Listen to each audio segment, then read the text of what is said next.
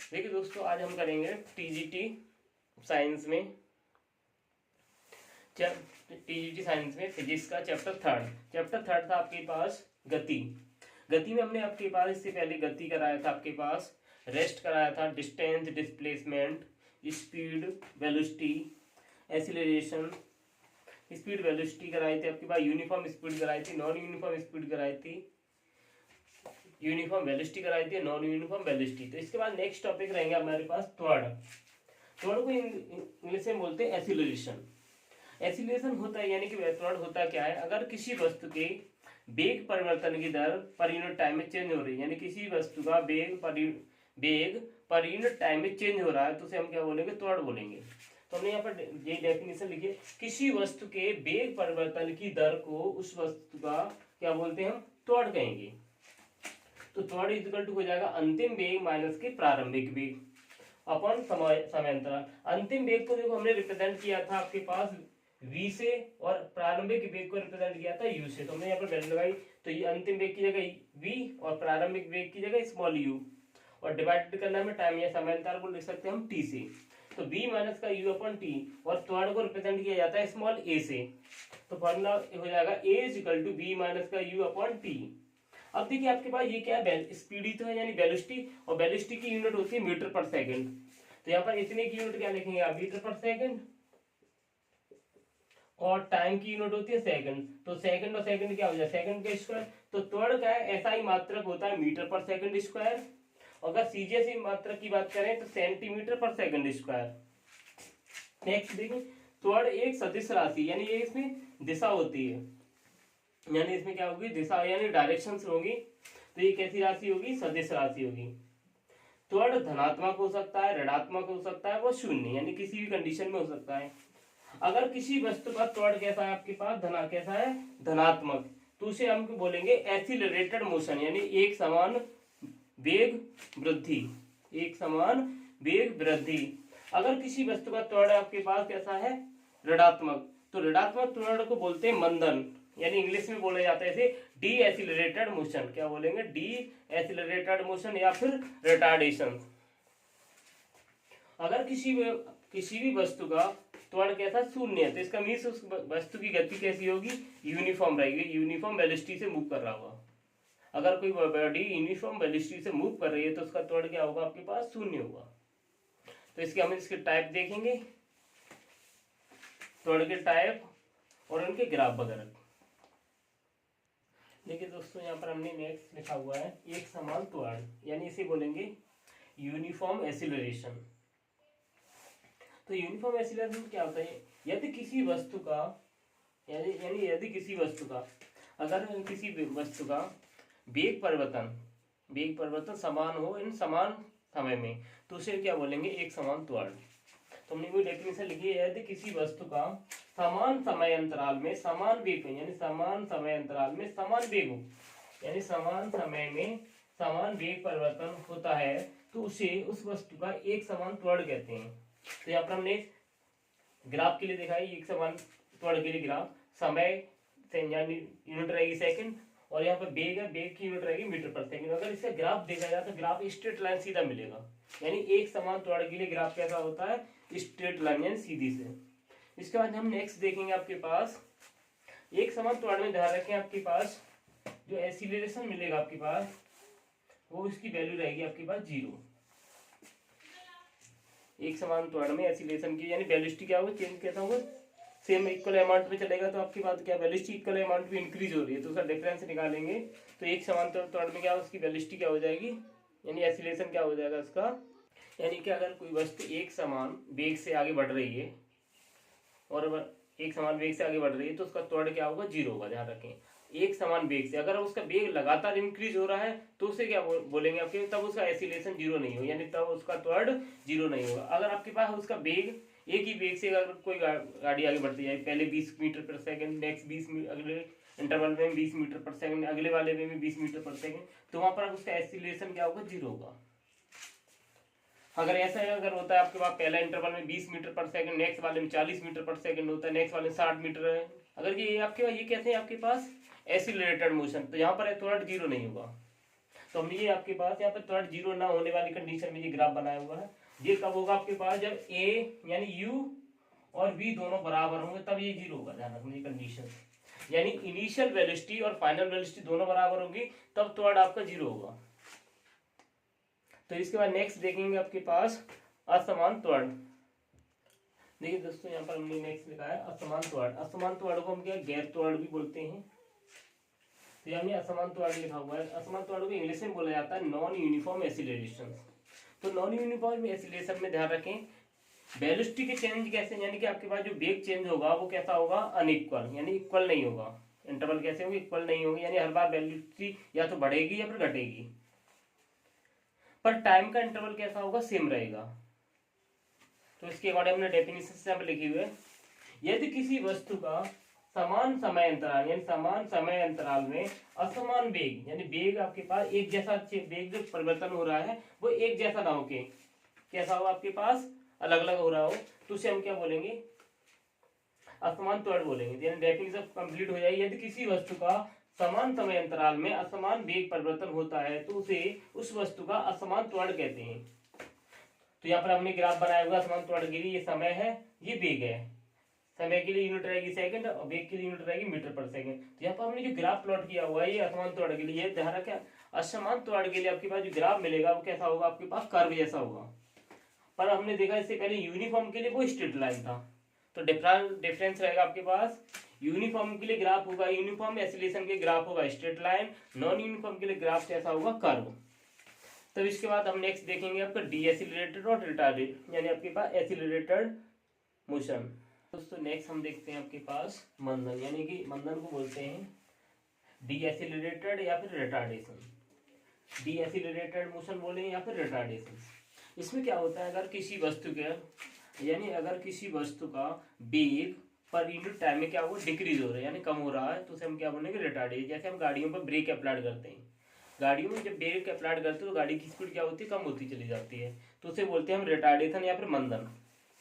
तो हमने कोई डेफिनेशन लिखा है, तो किसी वस्तु का वेग परिवर्तन घट रहा है, वेग परिवर्तन क्या हर इंटरवल में घट रहा है, घट रहा हो प्रति एकांक समय में, तो उसे हम क्या बोलेंगे, मंदन को बोलेंगे। मंदन वाले केस में एसिलरेशन को हम कैसा लेंगे, नेगेटिव। ध्यान रखना नेगेटिव लिया जाता है।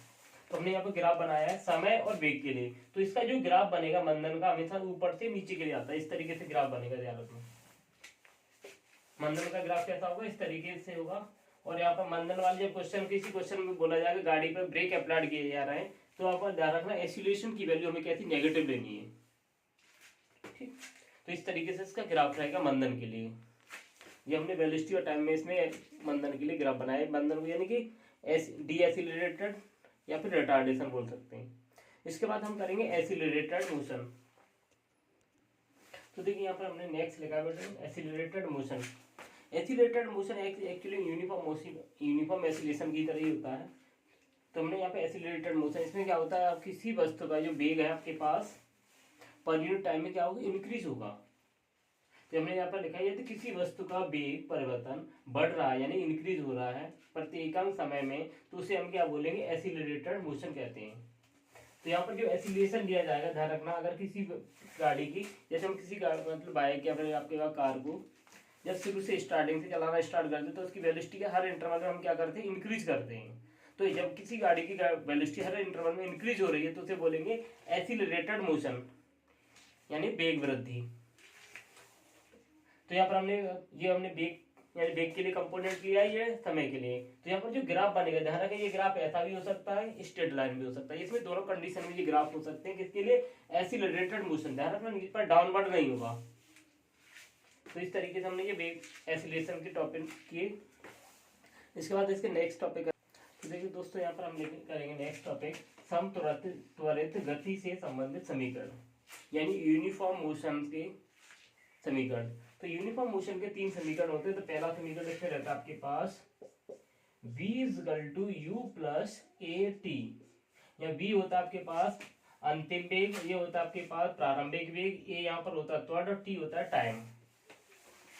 दूसरा समीकरण होता है इसमें आपके पास s यहाँ पर डिस्टेंस ut + ½ at², एस यहाँ पर डिस्टेंस होगा, यू इनिशियल यानी प्रारंभिक वेग, टी समय, ए यहाँ पर त्वरण और टी टाइम।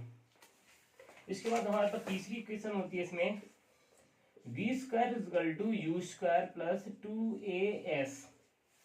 वी यहाँ पर अंतिम वेग है, ये प्रारंभिक वेग है, ए यहाँ पर आपके पास त्वरण है, एस क्या है यहाँ पर डिस्टेंस या डिस्प्लेसमेंट। अगर इसी में अगर आपके पास किसी वस्तु में आपके पास एसिलरेटेड है, अगर मोशन कैसा है, अगर मोशन कैसे है एसिलरेटेड, एसिलरेटेड मोशन यानी अगर एसिलरेटेड मोशन मीन्स यानी वेग कैसी होगी, वेग वृद्धि हो रही है, तब एक ही जगह लगाएंगे हम, एक कैसा लेंगे पॉजिटिव। ठीक, अगर आपके पास रिटार्डेशन रिटार्डेशन रिटार्डेशन तो यहाँ पे क्या होगा, वेग कमी, कमी बोले यहाँ पर घट रहा है, यानी ये कब होगा आपके पास किसी गाड़ी में ब्रेक अप्लाई कर रहे होंगे, यहाँ पर ब्रेक आपके पास गाड़ी को रेस्ट यानी कि शुरू से स्टार्ट करके हम चलाना स्टार्ट करेंगे तब हम एसिलेशन लेंगे पॉजिटिव। अगर किसी गाड़ी का ब्रेक अप्लाई कर रहे हैं तब आपका एसिलेशन कैसा लेंगे वहां पर नेगेटिव। ये आपको याद रखने है। बाकी ये अभी इन्हीं इक्वेशन को हम कन्वर्ट करेंगे आपके पास अंडर द ग्रेविटी, यानी ग्रेविटी में ये इक्वेशन किस तरीके से रहेंगी तो देखेंगे अभी। यस, यहाँ पर देखिए हमने नेक्स्ट फोर्थ इक्वेशन लिखी है, ये तो हमारे पास नॉर्मल केसेस में होंगे। अगर आपके पास इसी में अगर स्पेशल केस है एक आपके पास, अगर कोई वस्तु nवे सेकंड, मान लो आपकी कोई गाड़ी आपके पास रनिंग कर रही है और रनिंग करते करते हमने देखा उसकी गाड़ी की हमें स्पीड निकालनी है 12वें सेकंड में या हमने 13वें सेकंड में, उसकी स्पीड क्या रही होगी, तो यहाँ पे n की वैल्यू 13 लगाएंगे और इस तरीके से उसकी डिस्टेंस कवर्ड निकाल सकते हैं। तो ये आपके पास nth कंडीशन में ये वाला फॉर्मूला यूज होगा, 10वें या 12वें या 13वें, तो कितने सेकंड में, तो S N equal to initial velocity half a यानी त्वरण 2n माइनस का 1, n यहाँ पर रहेगा नंबर 12वें सेकंड, 13वें सेकंड, 14वें सेकंड, 15 से जो भी सेकंड रहेगी उसके अकॉर्डिंग यहाँ पे वैल्यू पुट अप करेंगे और इससे हम किसकी क्या निकाल सकते हैं, डिस्टेंस या फिर डिस्प्लेसमेंट।